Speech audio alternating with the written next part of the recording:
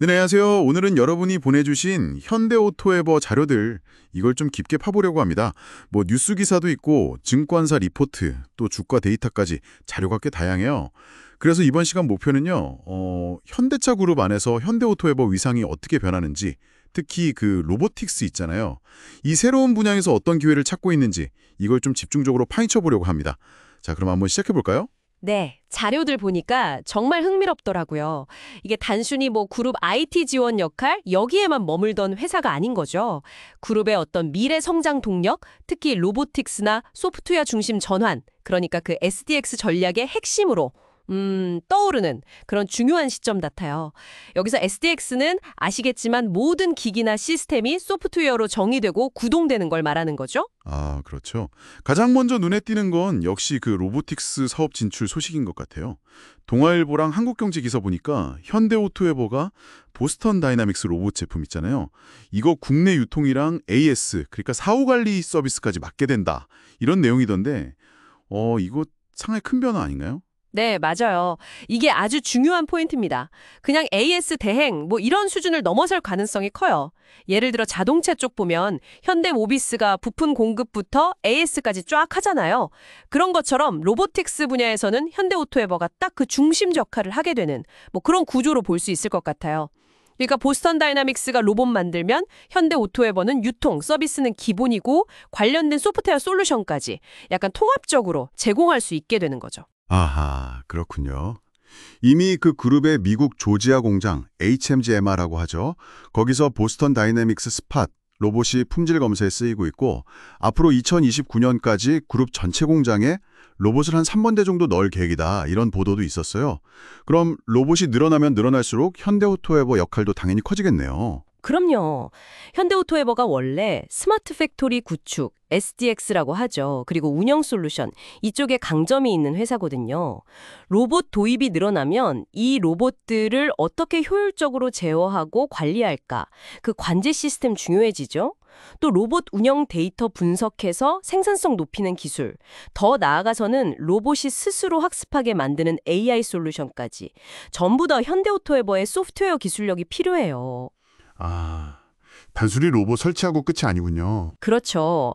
그러니까 이게 소프트웨어로 정의되는 공장, 이걸 구현하는 핵심 주체가 되는 셈이에요. 그룹의 그 SDX 전략하고도 딱 맞아떨어지는 부분이고요. 그럼 이게 회사 실적, 그러니까 재무적인 면에서는 어떤 영향을 줄까요?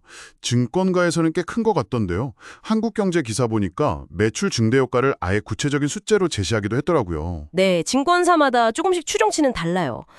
삼성증권 같은 경우는 앞으로 4년간 한 3조 7천억 원, 대신증권은 조금 보수적으로 봐서 최소 1조 4천억 원, 이 정도 추가 매출을 예상하는데요. 와, 차이가 좀 나네요. 네, 아마 이게 로봇 도입 속도라든지 범위 아니면 로봇 한 대당 가격을 얼마로 보느냐 이런 가정의 차이 때문인 것 같아요.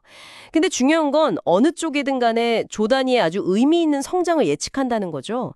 이게 핵심입니다. 그렇죠.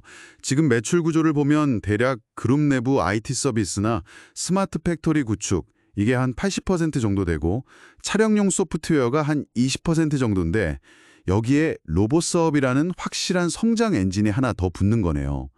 그래서 일부에서는 2027년에는 연매출 5조 원 넘을 수도 있다 이런 얘기도 나오고요. 네, 안정적인 캐시카우는 있으면서 미래 성장성까지 담보할 수 있는 새로운 동력을 이제 확보했다. 이런 점에서 긍정적인 평가가 많아요. 그리고 현금성 자산도 한 6천억 원 정도 가지고 있고 재무 구조도 안정적이라 이런 신사업 추진하는데 좀 든든한 기반이 된다. 이런 분석도 있고요. 그렇군요. 이런 기대감이 그럼 주가에도 당연히 반영되고 있겠죠.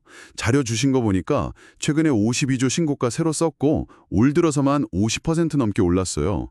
와, 특히 최근 2달 상승세가 정말 가파르네요. 혹시 이거 너무 오른 거 아닌가? 과열 우려 같은 건 없을까요? 아, 물론이죠. 단기적으로 너무 빨리 오르면 변동성이 커질 가능성은 항상 생각해야 합니다.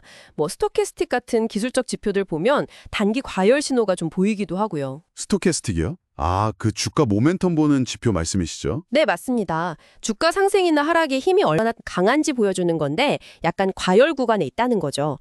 하지만 좀 길게 보면 중장기적으로는 로보틱스라든지 자율주행 소프트웨어, 스마트 팩토리 이런 실질적인 성장 스토리가 있잖아요.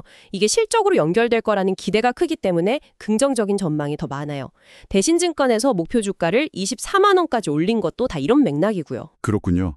마지막으로 하나 더 짚어볼 게 그 지배구조 측면인데요. 정의선 회장 개인 지분율이 7.33%로 상장 계열사 중에서는 현대글로비스 다음으로 높다. 이 점이 동아일보 기사에 나왔더라고요. 이게 어떤 의미가 있을까요? 앞으로 그룹 지배구조 개편 과정에서도 현대오토에버의 중요성이 더 커질 수 있다. 뭐 이렇게 해석할 수 있겠죠. 그룹의 핵심 미래 기술을 담당하는데 또 오너 지분율도 높다. 이건 시사하는 바가 좀 있죠. 네, 종합해보면 현대오토에버는 이제 뭐랄까 단순 IT 지원 계열사 이걸 넘어서서 그룹의 미래를 이끌어갈 로보틱스, 스마트 팩토리, 그리고 STX 전략 이 한가운데 딱 서 있는 핵심 플레이어로 확실히 자리매김하고 있는 것 같습니다. 새로운 기회나 성장 잠재력 때문에 시장 기대도 큰데 다만 단기적인 주가 변동성은 좀 조심해야겠군요. 네, 맞습니다.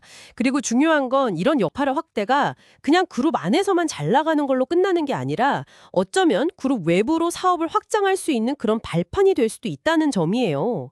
이미 가지고 있는 기술력도 있고 재무 기반도 안정적이니까 이걸 바탕으로 더 크게 성장할 수도 있겠죠. 자, 오늘 이렇게 현대오토에버에 대한 다양한 자료들 쭉 훑어보면서 현재와 미래를 좀 다각도로 볼 수 있었던 것 같습니다.